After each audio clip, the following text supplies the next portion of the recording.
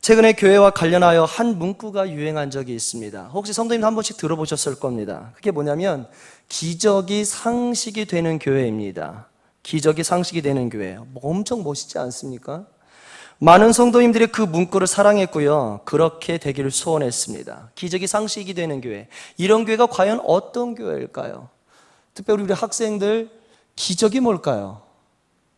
상식은 뭘까요? 중등부에게 물어보지 않습니다. 왜냐? 똑똑할 것이라 생각하기 때문에. 그러나 초등부는 아직 아리까리 할 겁니다. 기적이 뭘까요? 그럼 상식이 뭘까요? 예를 들면 내가 오늘 그러잖아요. 요즘에 휴가 기간인데 휴가 기간 딱 갔습니다. 바닷가를 갔어요.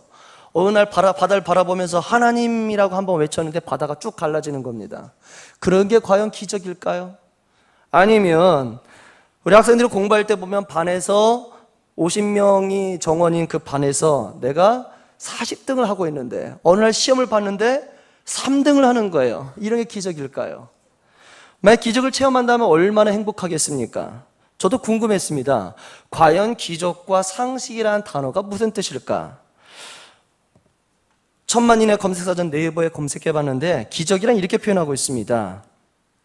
상식으로는 상상할 수 없는 기이한 일, 종교적으로는 신에 의해서 행해졌다고 믿어지는 불가사의한 현상이라고 정의하고 있습니다. 상식은 뭐냐면 사람들이 보통 알고 있거나 알아야 하는 지식, 일반적 견문과 함께 이해력, 판단력, 사리, 분별 따위가 포함된다 라고 표현하고 있습니다. 다시 말하면 기적이 상징되게 되는 교회란 하나님에 의해서 행해졌다고 믿어지는 불가사의한 현상들이 성도들이, 학생들이 누구든지 알고 있거나 알아야 하는 지식으로 당연히 전달되는 것, 그게 바로 기적이 상식이 되는 교회라는 것입니다. 정말 그런 교회가 있다면 저도 가보고 싶어요. 누가 아파요. 아픈데 예배 드리는 가운데 벌떡벌떡 치유가 바로바로 치유돼요. 일어나요. 얼마나 행복하겠습니까? 특별히 학생들 그런 겁니다. 기도하는 겁니다. 하나님, 저 어떻게 해요? 미래에 어떤 길로 가야 될까요? 제가 디자이너가 되어야 될까요? 아니면 가수가 되어야 될까요? 요즘에 저희 딸 키우고 있는데요, 딸이 꿈이 생겼습니다. 근데 요즘에 소름이 돋기 시작했어요. 제가 세 딸이 있잖아요. 첫째 딸 정윤이, 둘째 딸 자윤이, 셋째 딸 지윤이. 첫째 딸 정윤이가 요즘에 가수 되는 게 꿈이라는 거예요. 그 말 들었을 때 얼마나 소름이 돋았는지 모릅니다. 그리고 교회에서 사역 마치고 가서 소파에 누워서 이렇게 TV 보고 치고 있는데 갑자기 얘가 모 가수의 LUB라는 음악을 핸드폰으로 틀어놓고 춤을 췄을 때 저는 한숨과 기도가 절로 나왔습니다. 하나님, 우리 첫째 딸 어떻게 해요? 막막했습니다. 궁금했습니다. 둘째 딸은 과연 꿈이 뭘까? 와, 둘째 딸 보고 그랬습니다. 꿈이 뭐야? 그랬더니 막 바뀌어요. 처음에는 의사래요. 속으로 할렐루야 외쳤습니다. 의사 아시죠? 상당히 안정된 직업입니다. 또 직업 뭐니? 그랬더니 얼마 전에 물어봤더니 패션 디자이너예요. 아버지, 정말 그런 것 같습니다. 우리 아이들도 마찬가지예요. 어느 길로 갈까 막막하게 나아가고 있는데 어느 날 예배 드리고 있는 가운데 사랑하는 딸 정윤아, 사랑하는 딸 지윤아, 사랑하는 딸아 라고 말하고 너 앞으로 어떤 사람이 될 거야 라고 갑자기 음성을 듣는다면 얼마나 행복하겠습니까? 그런 교회가 있다면 정말 행복할 것 같아요. 저도 가보고 싶어요. 가서 눈으로 확인해 보고 싶습니다. 그런데 그런 의미가 아니라는 것입니다.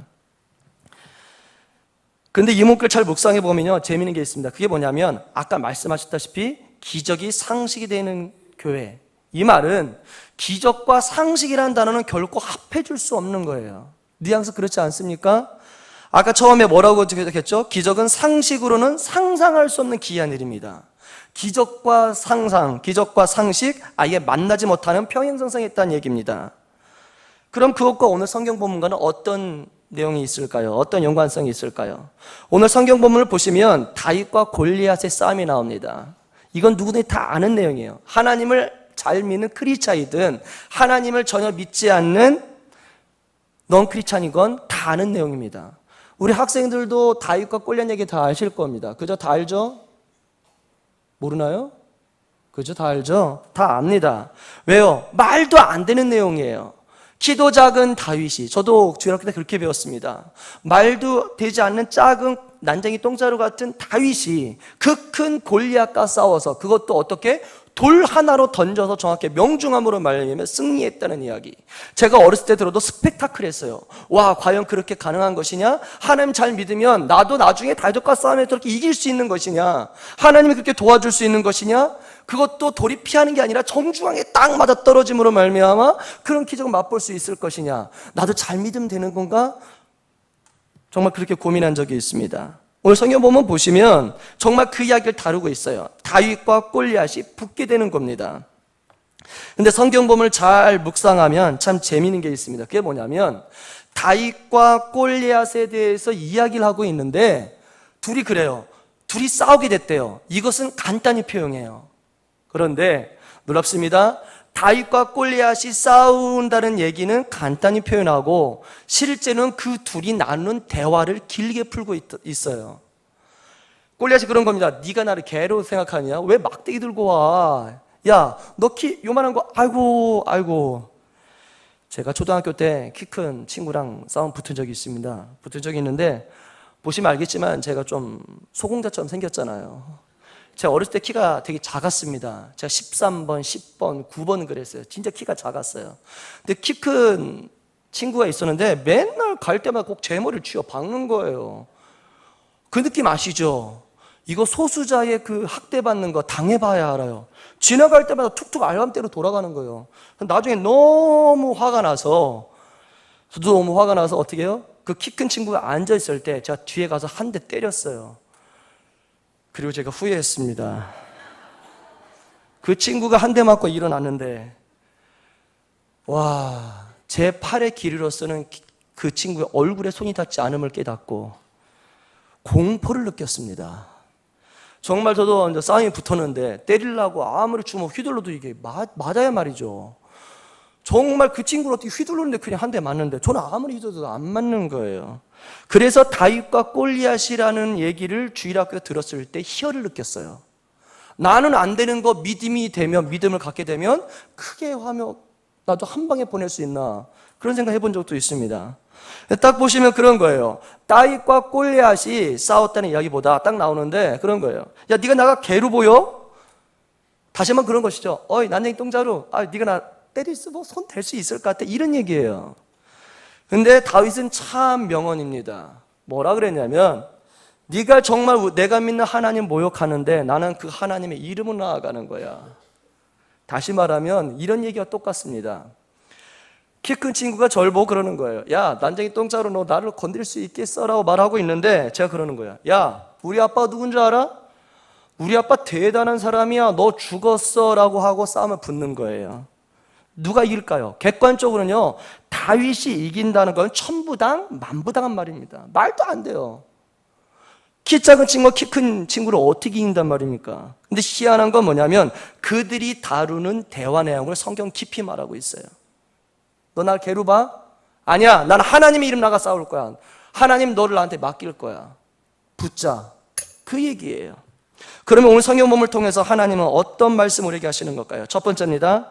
하나님은 하나님 앞에서 어떤 일을 하는가 보다 어떤 사람이 되는가가 더 중요하다고 말씀하고 계십니다. 성경을 보시면 항상 우리가 고통에 빠진 우리들에게 하나님 이런 말씀해 주십니다. 내가 주님 안에, 주님이 내 안에 거하기만 하면 원하는 대로 구하라. 그럼 어떡하리라? 주님이 뭐든지 이루시리라 라는 것입니다. 우리 성도님들 올림픽 선수를 다 아실 겁니다. 4년에 한 번씩 올림픽에 출전해서 금메달을 따기 위해서 노력하게 됩니다. 근데 다큐멘터리 혹시 한번 보셨어요? 지난번에 올림픽 전에 후에 다큐멘터리 나왔는데 올림픽 선수가 그렇게 빡세게 운동하는지 몰랐습니다.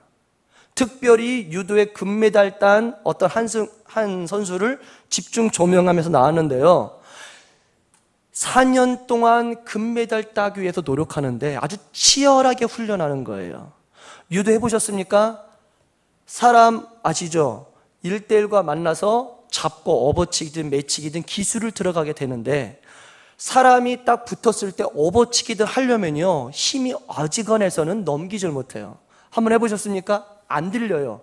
균형을 아무리 인용한다 할지라도 내가 힘이 약하면 불가능한 거예요. 근데 거기서는 금메달을 따기 위해서 어떻게 훈련하는가 했더니 깜짝 놀랐습니다. 선수가 실제 다른 선수를 손으로 드는 거예요. 앞에서 들어서 이걸 하루에도 수백 번씩 그냥 움직이는 거예요. 사람을 공중에 들고 수백 번씩. 해보셨습니까? 안 돼요. 제가 정윤이를 한번 들어봤더니 제 딸은 돼요. 가벼우니까. 근데 일반 사람, 동급인 사람을 이렇게 드는 거랑 수백 번씩 드는 훈련을 하는 거랑 너무 힘든 거예요. 팔이 뽀개지는 아픔이 있대요. 그래도 올림픽을 위해서 그렇게 노력한다는 것입니다. 그러더니 결국 어떻게 돼요? 올림픽에서 금메달을 땄어요. 실제 금메달 따기 위해서 결승전에 붙었던 선수보다 올림픽 출전하기 전에 훈련했던 무게를 훨씬 더 강하게 했대요. 많이 나가는 거를 훈련했대요. 그러더니 결국은 금메달 따는 겁니다. 혹시 여러분들 해커스 어학원이라는 한번 그 이름을 들어보셨습니까? 강남에 해커스가 있는데 토플이나 GRE 유학 가려면 꼭 영어 시험 봐야 되거든요. 거기에 정평을 난 이름을 날린 학원이 있습니다. 해커스입니다. 저도 한번 가서 공부한 적이 있는데요. 저도 한번 장이 뒤집혀 쓰러진 적이 있어요. 왜 그런가 했더니 해커스에서 공부하는 건 그렇게 많이 하는 것 같지 않아요. 근데 소그룹을 나눠서 공부하는데 어학시험 잘 보려고 노력하는데 정말 엄청나게 공부하더라고요. 제가 가기 전에 해커스 보캐뷸러리를 해서 61치 그걸 몇 번 보고 갔어요. 외국 갔는데 이 사람들이 시험을 잘 보려고 얼마나 노력하냐면 소그룹에 들어갔더니 잘하는 사람이 인도하는데 61치가 있거든요. 일반 사람이 하루치 암기하려고 해도 정말 힘들어요. 왜냐면 한 단어가 있으면요 비슷한 동의어를 외우는 거예요. 그 한꺼번에 너무 힘든데 이 사람들이 하루치도 아니고 7일치를 하루에 외우는 거예요. 그러더니 다음날 어떻게 하냐면 시험을 봐요. 100문제를 시험 보는데 한 문제당 벌금이 50원씩이에요. 처음에는 50원 간단히 보면 되지. 매일매일 시험 봤더니 돈이 쌓이기 시작하는데 벌금이 엄청나요. 처음에는 7일치를 봅니다. 그 다음에는 8일부터 14일을 봐요. 일반 사람 보는 것보다 7배로 공부하더라고요. 60일까지 끝났어요. 깜짝 놀랐습니다. 그 다음에는 7일치가 아니라 11일치를 암기하는 거예요. 그러니 또 벌금 내요. 엄청 늘어났어요. 나중에는 어떻게 합니까? 15일치 하루에. 그 다음에 21일치 외우는 거예요. 지금 느낌이 안 오시죠? 일반 서점에 가서 해커스어하고 해커스 보캐블러리 한번 보세요. 정말 힘들어요. 그거를 그렇게 죽도록 공부하는 거예요. 그렇게 해서 토플의 고득점을 다 맞더라고요. 토플 하나 시험 하나 할지라도 그렇게 해요. 놀랍지 않습니까? 근데 그런 겁니다. 정말 세상 논리도 가능해요. 내가 어떤 한 위치에 가려면 그 위치에 맞는 그릇이 되기 위해서 그렇게 노력해야 돼요. 신앙도 똑같습니다. 내가 하나님 앞에서 어떻게 나아가는지를 알기 위해서라면 내가 하나님께 어떤 일을 하는 것보다 하나님 원하시는 그릇이 되기 노력해야 된다는 거예요. 하나님이 아무리 은혜를 부어주려고 해도 그 그릇이 되지 않으면 안 된다는 겁니다. 제가 어젯밤에도 집에 가서 지윤이를 안고 재우고 있었습니다. 지윤이가 꼭 제가 안아야 자요. 근데 앉기 전에 지윤이가 갑자기 가위를 들었어요. 그러더니 빵긋빵긋 웃으면서 가위를 아시죠? 벌렸다 하는 거예요. 소름이 돋았어요. 저도 모르게 너무 놀라서 손을 그냥 냈다 쳤어요. 혹시 다칠까봐 삐약삐약 우는 거예요. 제가 왜 그걸 쳤을까요? 지윤이는 아직 그걸 감당한 그릇이 아니에요. 지훈이가 힘이 좋아서 이제 힘이 많이 길러져서 가위를 이렇게 100번 움직였다. 그건 중요하지 않아요. 가위로 얼만큼 왔다 갔다 힘을 쓰는지 그건 중요하지 않아요. 그 가위를 다룰 수 있는 사람이냐, 나이냐, 그릇이 됐느냐가 중요한 겁니다. 됐을 땐 제가 가위도 맡겨요. 칼도 맡기겠어요. 그러나 지금은 때가 아니기 때문에 단호히 때려서 뺏어버렸어요. 똑같습니다. 우리 믿음 생활할 때도 여러분들 하나님의 은혜 받고 싶죠? 많은 분들이 그래요. 하나님 은혜를 받아서 머리가 나쁜데 공부 잘하게 되었다는 사람 많이 봤습니다. 저도 정말 공부 못했던 사람이에요. 특별히 제가 지금은 영어를 좋아하는데 제가 중3 때까지 영어 선생님 잘못 만나서 그렇게 고생했어요. 중3 때 영어 선생님 만났는데 죄송합니다. 설교 시간에 그분이 개인 줄 알았어요. 등치는 커요. 키는 아마 제 약간 좀 보태서 김천 전도사님만큼 키가 컸던 것 같아요. 등치는 엄청 컸어요. 키는 큰데 등치 이만한 사람이 영어 공부를 가르치는데 너무 충격이에요. 자, 따라해보라고. I am a boy. 이런 식이에요. 나 죽겠어요, 진짜. 제가 중3 때 그 영어 선생님 만났으니 제가 영어 공부 하겠습니까? 날마다, 막 진짜. 그 큰 사람이 I am a boy, you are a girl 그러면 못 따라요. 공부도 하기 싫었어요. 근데 고등학교 가는데 영어 공부를 안 했다 보니까 밀리기 시작하는 겁니다. 밀리기 시작하는 거예요. 자, 간절히 기도했어요. 또 주일학교 때 배웠던 게 있잖아요. 하나님 앞에 기도하면 하나님이 들어주신대요. 간절히 기도했어요. 나중에는 방법이 없는 거예요. 근데 서점에 가서 기도했습니다. 그때 그 학교에서 교과서를 갖고 오라고 해서 그 교과서 사러 갔는데, 하나님, 제가 교과서뿐만 아니라 더 공부해야 될 것 같아요. 제가 어떤 것도 공부하면 좋을까요? 하나님 제발 도와주세요 라고 하면서 기도하고 딱 어떤 책을 보았는데 눈이 띄는 책이 있어서 그걸 샀어요. 그래서 어떻게 공부했냐면, 앞에서 영어 선생님이 영어를 쭉 나가잖아요. 그 미리 쫙 되든 안 되든 읽고 풀었어요. 그리고 따로 다시 찬 그 영어 책을 보면서 다시 또 풀었어요. 그래서 수업 시간에 진도를 한 패러그래프를 딱 나가면 그걸 빨리 풀고 나서 다른 거 5개씩 10개씩 풀었거든요. 희한한 건 뭐냐면 수업 교재는 잘 안 풀리는데 이건 너무 잘 풀리는 거예요. 뭔가 이상하다 하고 딱 넘기다 봤더니 머릿말에, 제가 그때 고1이었는데 그 책은 중학생이 푸는 책이었던 거예요. 잘못 산 거죠. 제가 기도하고 책을 샀건만 이게 가능한지. 희한한 일이 벌어졌습니다. 수업은 고1, 따로 보는 책은 중3. 근데 중3이 쉽다 보니까 잘 풀렸잖아요. 모른다는 암기했잖아요. 희한한 건 그렇게 해서 한 권을 띄었어요. 다음에 고1 책을 또 푸는데, 희한한 건 뭐냐면 내가 중3 때 선생님을 만나지 못해서 포기했던 영어 내용을 한번 본 거 아니에요. 채우니까 그 다음에 나갔던 수업 교재에 맞는 개수가 늘어나기 시작한 거예요. 그러더니 점점 실력이 올라갔어요. 그래서 고3 때 두 번째 모의고사 때 영어 다 맞았어요. 그리고 실제 수능 볼 때 듣기 평가에 많이 틀렸어요. 푸는 건 되는데 듣기는 잘 안 되잖아요. 근데 영어 실력 쭉쭉쭉 올라가더라고요. 희한한 건 기도하고 했더니 그릇이 됐더니 못했던 걸 따라잡았더니 되더라라는 거예요. 여러분도 혹시 아세요? 우리 학생들 공부도요, 하나님이 도와주면, 하나님이 좋은 선생님 붙여주면, 하나님이 좋은 교재 붙여주면, 눈에 띄게 해주면 나 공부 잘할 수 있어요. 하나님이 도와주시면 돼요. 제가 몇 번 간증했지 않습니까? 제가 원래 기독교 장로의 다른 교단 소속 한신대에서 신학 공부했던 사람입니다. 근데 어머니는 장신대 출신이세요. 그래서 어머니를 따라서 선교문이 넓다는 이유 하나만으로 장신의 신대원으로 옮겨지게 됐어요. 근데 처음에 옮겼더니 제가 아는 사람이 있어야 말이죠. 공부를 못했어요. 기도했습니다. 하나님 도와주세요. 그리고 도서관 가서 앉아서 공부하는데 희한한 겁니다. 주변에는 많은 사람들이 지나가면서 하나씩 알려주기 시작한 거예요. 나중에 알았습니다. 제가 기도하고 감동받은 가운데 앉아서 공부하는 그 자리가 장신대의 성경 스터디 리더들이 많은데 그 주위의 핵심에 들어갔던 거예요.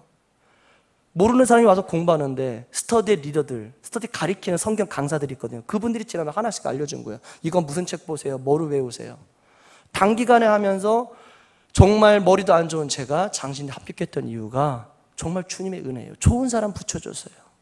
공부도 마찬가지고 믿음 생활도 마찬가지입니다. 하나님 앞에 기도하고 하나님 은혜 가운데 그릇이 되면 하나님이 다 채워주시는 거예요.